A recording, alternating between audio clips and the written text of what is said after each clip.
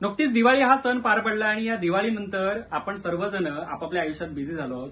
मात्र या दिवाळी सणामध्ये एक गोष्ट प्रामुख्याने जाणवली ती म्हणजे विविध पक्षांकडून आपल्या मतदारांना खुश करण्यासाठी केली जाणारी गोष्ट. आता यामध्ये गेल्या वर्षीपासून शासनातर्फे खास करून आमच्या मीरा भाईंदर शहरामध्ये आनंदाचा शिधा प्रत्येक मतदारांना देण्यात आला. यावर्षी हा शिधा देण्यात आला, मात्र या वर्षीच्या शिध्यावरती काही प्रश्नचिन्ह उपस्थित करतोय.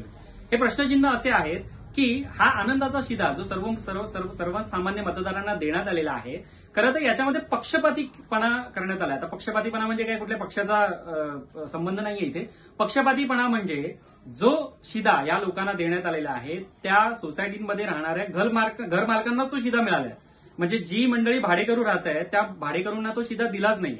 माझा प्रश्न असा आहे की ज्यावेळी आमदार साहेबांना ह्या सर्व मतदानाच्या वेळी मतदान केलं ते भाडेकरू मंडळी मतदान केलं नाही का, असं शंका आहे. मनात शंका येण्यासारखा हा सर्व प्रकार आहे.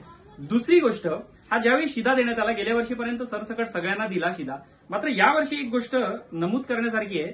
हे जे कुपन तुम्ही पाहताय हे कुपन याच्यामध्ये पक्षाचं नाव सरनाईक साहेबांचं नाव आहे आणि आनंदाचा शिधा याच्यामध्ये दिलेला आहे. खरं तर ह्या गोष्टीची गरज का मला माहिती नाही, कारण की आनंदाचा शिधा तुम्ही देताय, आनंदाने देताय, तुम्ही त्या समोरच्या नागरिकांचं नाव, पत्ता, फोन नंबर वगैरे हा डेटा का गोळा करताय?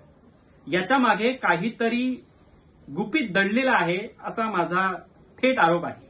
त्यामुळे तुम्ही आनंदाचा शिधा देत असताना हा जो काही प्रकार केलेला आहे, पहिला तर पक्षपातीपणा, याला आमचा पूर्णपणे विरोध आहे.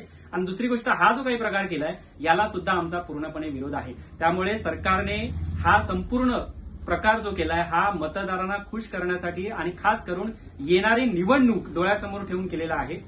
मध्यंतरी आमदारकीच्या निवडणुकीच्या वेळेला लाडकी बहीण योजना आणून तुम्ही महिलांना खुश केलं, आता तुम्ही मतदारांना असा काही प्रकार देऊन खुश करण्याचा प्रयत्न करतात. पण मतदार सुज्ञ आहेत. मला वाटतं मतदारांनी सुद्धा या सगळ्या गोष्टींकडे लक्ष ठेवावं आणि येणाऱ्या निवडणुकीमध्ये त्यांना त्यांची जागा दाखवून द्यावी. आमचा विरोध कायम असेल. चांगल्या गोष्टींना आम्ही नक्कीच तुम्हाला पाठिंबा देऊ, मात्र अशा काही गोष्टींना आम्ही नक्कीच विरोध करू. लक्ष ठेवा. धन्यवाद.